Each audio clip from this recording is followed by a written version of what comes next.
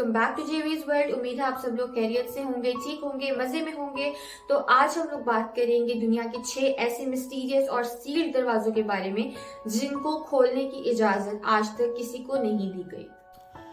तो सबसे पहले हम लोग बात कर लेते हैं स्प्रिंग होटल के बारे में। होटल आप सबको पता है एक बहुत कॉमन चीज़ है। जब भी हम लोग किसी दूसरी सिटी में जाते हैं, चाहे वो वेकेशंस के लिए हो, बिजनेस मीटिंग के लिए हो, तो हम लोग किसी होटल में ही स्टे करते हैं।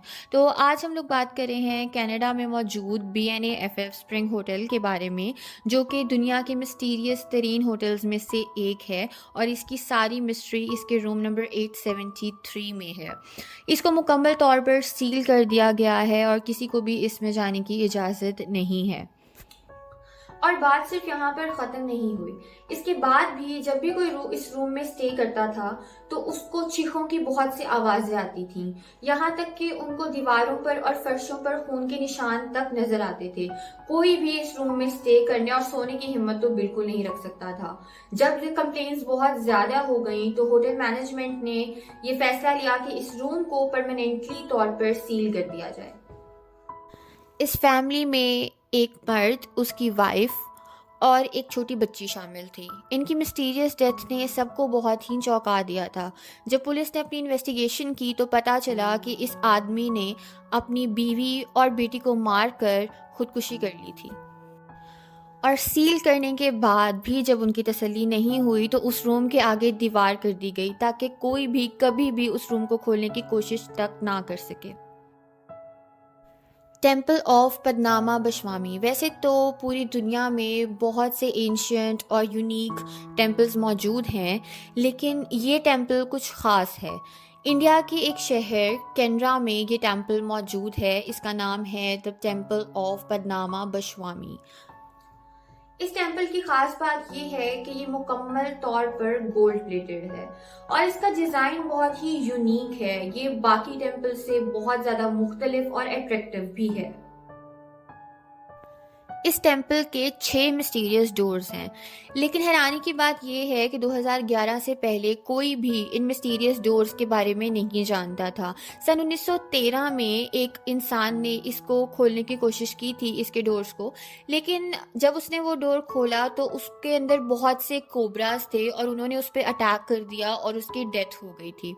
इस वाकये के बाद इन दरवाजों को खोलने की हिम्मत किसी ने भी नहीं की, लेकिन 2011 में एक इंडियन स्कॉलर ने गवर्नमेंट से इन दरवाजों को खोलने की परमिशन ले ली। जब वो उन दरवाज़ों को खोलने के लिए गया तो उसने ये चीज़ नोट की कि 5 दरवाजे एक जैसे थे, जबकि एक दरवाज़ा बिल्कुल मुख्तलिफ था और उसका जो पैटर्न था वो भी बिल्कुल मुख्तलिफ था और उसको देखकर ही खौफ आता था।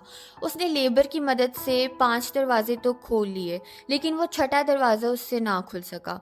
उन 5 दरवाज़ों में से इतना ख़जाना निकला कि उसको देखकर गवर्नमेंट के भी होश उड़ गए। जब उस खजाने को इकट्ठा किया गया तो आप लोग ये सुनकर हैरान हो जाएंगे कि उस पूरे खजाने की कीमत कई बिलियन डॉलर से भी ज्यादा थी और अगर उसको तकसीम किया जाए तो पूरी दुनिया के लोग उस खजाने से अमीर हो सकते थे।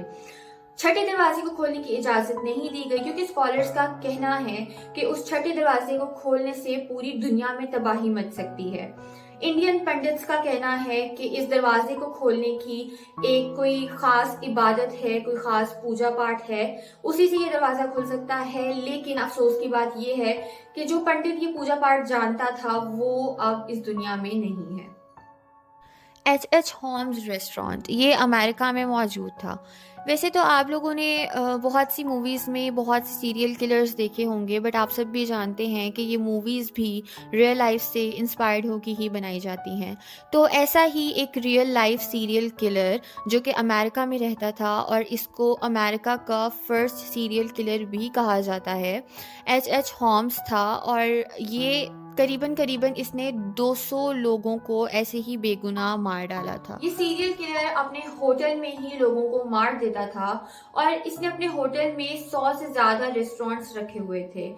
इसका होटल के जो रूम्स थे वो कुछ इस तरह से डिजाइन किए गए थे कि उसमें पीक होल्स भी थे और वो बिल्कुल साउंड प्रूफ थे और उनके दरवाजों का डिजाइन कुछ इस तरह से था कि वो सिर्फ बाहर से खुल सकते थे, अंदर से उनको कोई खोल नहीं सकता था।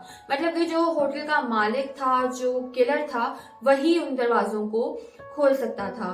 और वो अपने विक्टिम्स को मारने के बाद उनकी जो लाश होती थी, उनकी जो बॉडी होती थी, उसको तेजाब से जला देता था और उनकी हड्डियां निकाल कर तो वो मेडिकल कॉलेजेस में बेच दिया करता था।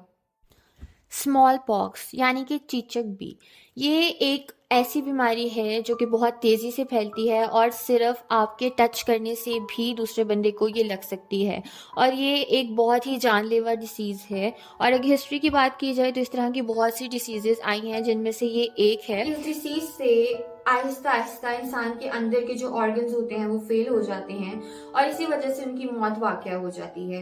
इस डिसीज की वजह से लाखों लोग अपनी जान गंवा बैठे हैं। इवन के काफी किंग्स भी इस डिसीज की वजह से मौत के मुंह में जा चुके हैं।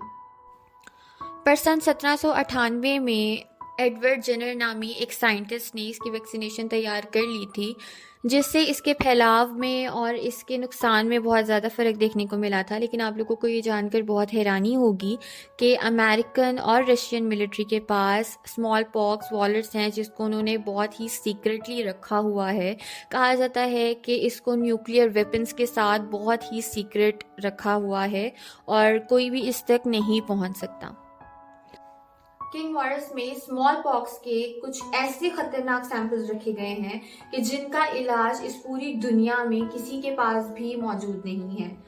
दोनों मुल्कों ने इसको एज न्यूक्लियर वेपन रखा हुआ है, पर जस्ट इमेजिन अगर इसमें से कोई भी सैंपल आउट हो जाए और ये जो वायरस है वो फैल जाए तो दुनिया के आधे लोगों की मौत हो सकती है। इस सैंपल को रखना सरासर बेवकूफ़ी है और कुछ भी नहीं। ताजमहल, वैसे तो दुनिया में बहुत सी खूबसूरत इमारतें हैं, लेकिन ताजमहल का एक अपना ही मुकाम है। ताजमहल को मॉडल ऑफ द वर्ल्ड भी कहा जाता है। दूर दूर से लोग इसकी खूबसूरती को देखने और सराहने के लिए आते हैं। 1832 में शाहजहां ने अपनी बेगम मुमताज़ महल के लिए इसको तामीर करवाया था। ताजमहल के नीचे एक बेसमेंट भी है और उस बेसमेंट में काफ़ी राज हैं, और वहाँ पर जाने का एक ही दरवाज़ा है जो कि सील्ड है। वहाँ पर जाने की किसी को भी इजाज़त नहीं है।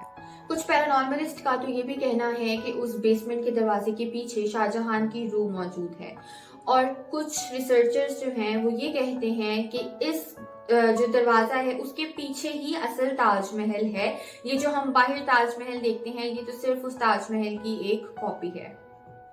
और अगर आप ताजमहल की और उसकी बेसमेंट की मजीद डिटेल्स जानना चाहते हैं तो मेरी एक प्रॉपर वीडियो है ताजमहल के ऊपर, आप लोग वो देख सकते हैं। मैं उसका लिंक डिस्क्रिप्शन में दे दूंगी। नॉर्थ ब्रदर आइलैंड, वैसे तो हम जब भी बीमार होते हैं तो हम फटाफट से हॉस्पिटल भागते हैं क्योंकि हम सेफ फील करते हैं। वहाँ पर हमें लगता है कि जब हम हॉस्पिटल चले जाएंगे तो हमें बचा लिया जाएगा किसी भी बीमारी से। पर ये जो आप हॉस्पिटल देख रहे हैं ये बाकी हॉस्पिटल से थोड़ा सा डिफरेंट है। 1970 के दौर में ईस्ट मिडल में मौजूद नॉर्थ ब्रदर आइलैंड पर यह हॉस्पिटल बनाया गया था। वैसे तो हॉस्पिटल शहर के बीचों बीच बनाए जाते हैं ताकि लोग वहाँ पे आसानी से आ सकें, लोगों को रीचेबल हों, बट हॉस्पिटल को एक आयरलैंड पे तमाम आबादी से हटकर बनाया गया था और इसकी वजह ये थी कि ये सिर्फ डेंजरस इन्फेक्शियस डिसीजेस के पेशेंट्स को ट्रीट करता था। तो सिर्फ इस वजह से कि बाकी लोगों को इन डेंजरस इन्फेक्शन से बचाया जा सके तो इस हॉस्पिटल को दूर बनाया गया था। और इस पे जो पुल बनाया गया था इस तक आने के लिए, उस पुल को भी इस तरह से डिजाइन किया गया था कि जरूरत पड़ने पर वो पुल उठाया जा सके और उस आइलैंड से कनेक्शन बिल्कुल काटा जा सके। लेकिन 1904 में इस हॉस्पिटल में आग लग गई जिसकी वजह से पूरा आइलैंड भी जल गया। उस आग की वजह से 121 लोग भी मारे गए। 1904 के बाद से ना तो उस हॉस्पिटल को रिपेयर करवाया गया, ना ही वहाँ पर किसी को जाने की इजाज़त है। उस पुल को भी बंद कर दिया गया और वहाँ पर जाना अब इलीगल है। वहाँ पर सिर्फ और सिर्फ अब नेचर का कब्जा है, क्योंकि ऐसा कहा जाता है कि वहाँ पर जाने से अभी भी खतरनाक डिसीजेज लगने का खतरा है। Thank you so much for watching guys. उम्मीद है आप लोगों को मेरी ये वीडियो पसंद आई होगी। अगर आप लोग इस तरह की मजीद इंफॉर्मेटिव और इंटरेस्टिंग वीडियोस देखना चाहते हैं तो मेरे चैनल को सब्सक्राइब कर दीजिए, बेल आइकन को भी प्रेस कर दीजिए। और अगर आपको ये वीडियो पसंद आई है तो इसको लाइक कर दीजिए, अपने दोस्तों के साथ शेयर कर दीजिए और कमेंट करना मत भूलिएगा। मिलते हैं अगले वीडियो में। अपना बहुत सारा ख्याल रखिएगा। अल्लाह हाफिज।